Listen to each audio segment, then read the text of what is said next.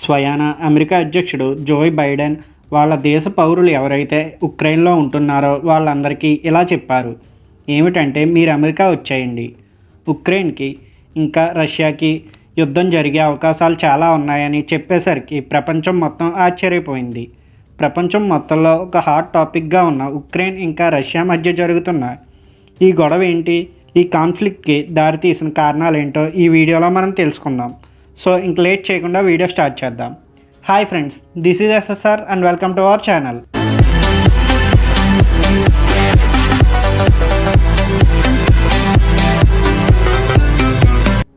First ఈ Russia Ukraine conflict గురించి తెలుసుకునే ముందు దాని యొక్క హిస్టరీ గురించి తెలుసుకుందాం.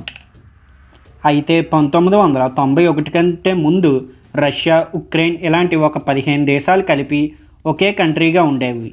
దానినే సోవియట్ యూనియన్ అనేవారు.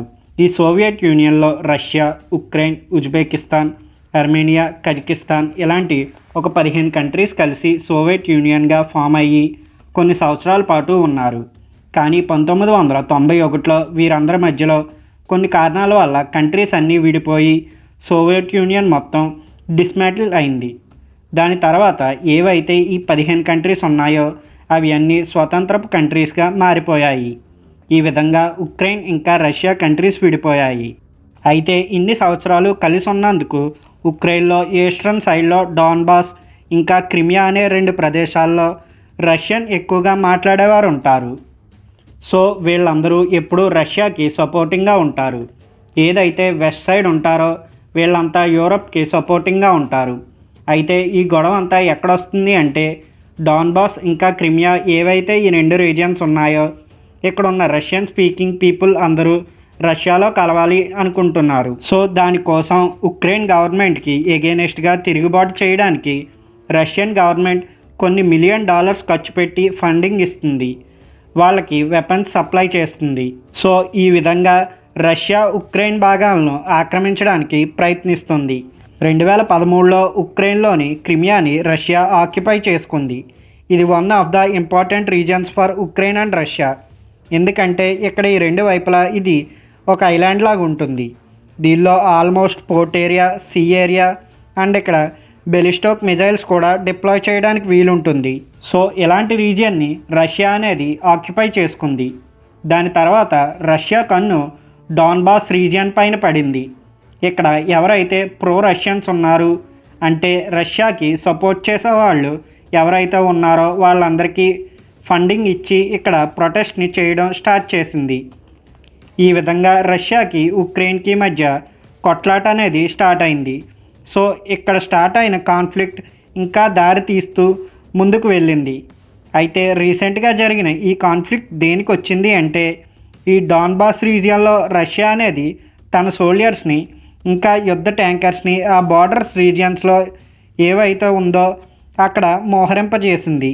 దీనికి కారణం ఏమిటంటే, రీసెంట్గా అమెరికా ఏం చెప్పిందంటే ఉక్రెయిన్కి నాటో మెంబర్షిప్ ఇస్తున్నట్లు చెప్పింది. ఫ్రెండ్స్, వీడియోని కంటిన్యూ చేసే ముందు మన ఛానల్కి ఎవరైనా కొత్తగా వచ్చినట్లయితే కనుక మన ఛానల్ని సబ్స్క్రైబ్ చేసుకోండి. అలాగే పక్కన ఉన్న బెల్ ఐకాన్ కూడా యాక్టివ్లో ఉంచుకోండి. దానివల్ల యూట్యూబ్ అనేది మన వీడియోని వేరే వాళ్ళకి రికమెండ్ చేస్తుంది. అసలు ఈ నాటో ఏమిటంటే, నార్థన్ అట్లాంటిక్ ట్రీటీ ఆర్గనైజేషన్. ఇది వరల్డ్ వార్ టైంలో రష్యాకి, జర్మనీకి ఎగెనెస్ట్గా అమెరికా ఇంకా 12 దేశాలు కలిసి పెట్టుకున్న ఒక ఆర్గనైజేషన్. సో ఈ ఆర్గనైజేషన్లో ఎవరైతే మెంబర్ అవుతారో వాళ్ళకి ఆ నాటో మెంబర్స్ అందరూ కలిసి వాళ్ళకి కానీ ఆ కంట్రీస్కి కానీ ఏమైనా నష్టం వచ్చినప్పుడు లేదా ఏదైనా ఆపద వచ్చినప్పుడు మిలిటరీ అండ్ పొలిటికల్గా వాళ్ళకి సపోర్ట్ చేస్తారన్నమాట. ఒకవేళ ఉక్రెయిన్ కానీ ఈ నాటో మెంబర్షిప్ కానీ తీసుకుంటే దాని తర్వాత ఉక్రెయిన్ పైన కనుక రష్యా దాడి చేసిందనుకోండి, అమెరికా తన యుద్ధ ట్యాంకర్లను, సైనికులను పంపించి ఉక్రెయిన్కి హెల్ప్ చేస్తుంది. సో ఈ విధంగా ఎప్పుడైతే ఉక్రెయిన్కి అమెరికా ఈ నాటో మెంబర్షిప్ ఇస్తాను అని చెప్పిందో అప్పటి నుంచి రష్యాకి నచ్చడం లేదు. ఎందుకంటే సపోజ్ ఉక్రెయిన్కి ఈ నాటో మెంబర్షిప్ ఇచ్చింది అనుకోండి, సో ఇప్పుడు అమెరికన్ బ్యాలిస్టిక్ మిజైల్స్ కానీ దాని యొక్క ఎక్విప్మెంట్స్ కానీ సోల్జర్స్ని కానీ వీటన్నిటిని రష్యా యొక్క బార్డర్లో పెట్టి కూర్చుంటుంది. అమెరికా ముందు నుంచే యూఎస్ఏకి రష్యాకి పడదు. సో ఈ కంట్రీ యొక్క బార్డర్ దగ్గర అది వచ్చి పెడితే ఏ కంట్రీ ఊరుకుంటుంది? సో ఈ విధంగా ఉక్రెయిన్కి అమెరికా నాటో మెంబర్షిప్ ఇవ్వడం రష్యాకి ఇష్టం లేదు. సో దానికోసం తను ఎంతటికైనా తెగించడానికి రెడీగా ఉందని చెప్పడానికి ఒక సాంకేతికంగా రీసెంట్గా జరుగుతున్న పరిణామాలు. సో ఒకవేళ ఉక్రెయిన్ కనుక నాటో మెంబర్షిప్ తీసుకుంటే ఉక్రెయిన్ అనేది నాశనం అయిపోతుందని అది ఒక హెచ్చరిక జారీ చేసింది.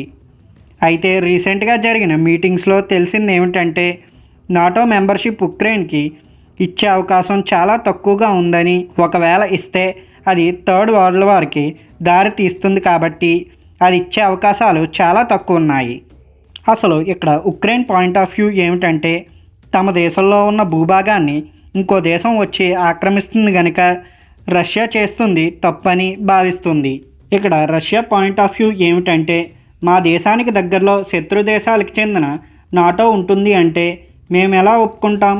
అందుకే ఉక్రెయిన్ని నాటోలో రానివ్వకుండా చేయడానికి ఇదంతా చేస్తున్నామని, ఈస్టర్న్ ఉక్రెయిన్లో అణచివేయబడుతున్న రష్యన్స్కి ఇండిపెండెన్స్ ఇవ్వడానికి ఇదంతా చేస్తున్నామని రష్యా చెబుతుంది. అమెరికా అండ్ యూరోపియన్ కంట్రీస్ ఏమంటున్నాయి అంటే ఇన్ని రోజులు తమతో స్నేహం చేసిన ఉక్రెయిన్కి సహాయం చేయాలని, రష్యా జస్ట్ ఉక్రెయిన్తో ఆగిపోదని, వీక్గా ఉన్న మిగతా సోవియట్ కంట్రీస్ యూనియన్స్తో కూడా యుద్ధానికి వస్తుందని, దానివల్ల యూరోపియన్ కంట్రీస్ ఆర్థిక వ్యవస్థ అలాగే ప్రపంచ ఆర్థిక వ్యవస్థ దెబ్బతింటుందని, అందుకే రష్యా మీద ఎకనామికల్ సెక్షన్స్ విధిస్తున్నామని చెప్తున్నాయి. సో ఇది ఫ్రెండ్స్, ఉక్రెయిన్కి రష్యాకి మధ్య నడుస్తున్న కాన్ఫ్లిక్ట్. ఇప్పటి వరకు నార్మల్గా ఉన్న ఈ గొడవ ఎప్పుడైతే ఈ నాటో మెంబర్షిప్ వచ్చిందో దాని తర్వాత ఇది ఇంకా పెద్దదిగా అయ్యింది. సో ఈ నాటో మెంబర్షిప్ పైన డిపెండ్ అయి ఇప్పుడు ఫ్యూచర్లో జరిగే పరిణామాలు ఆధారపడి ఉంటాయి. ఒకవేళ నాటో మెంబర్షిప్ కానీ ఉక్రెయిన్కి వస్తే థర్డ్ వరల్డ్ వార్కి దారితీసే అవకాశాలు ఉన్నాయి. ఈ వీడియో కనుక మీకు నచ్చినట్లయితే లైక్ అండ్ షేర్ చేయండి. అలాగే మన ఛానల్ని సబ్స్క్రైబ్ చేసుకోండి. దానివల్ల యూట్యూబ్ అనేది మన వీడియోని వేరే వాళ్ళకి రికమెండ్ చేస్తుంది. Thanks for watching.